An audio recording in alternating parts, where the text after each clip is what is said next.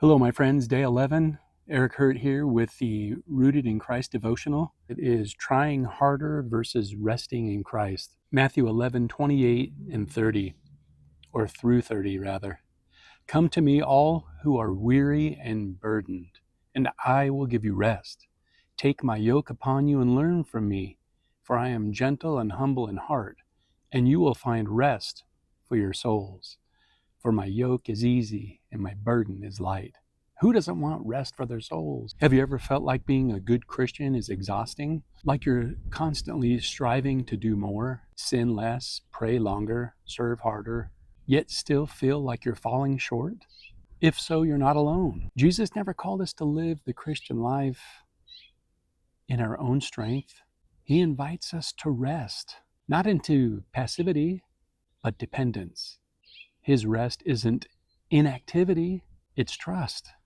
In Matthew 11, Jesus offers rest for the weary.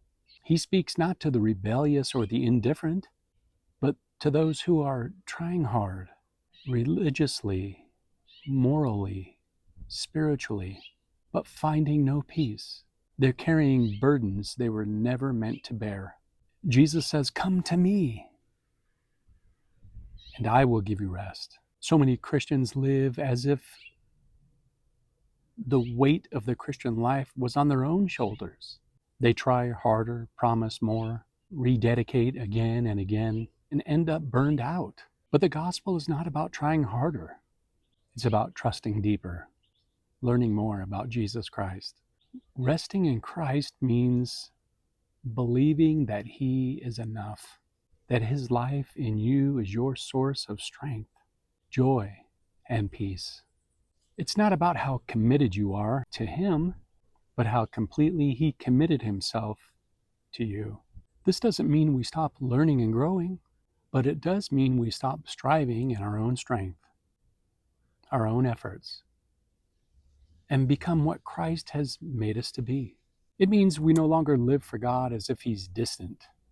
We live from God who lives within.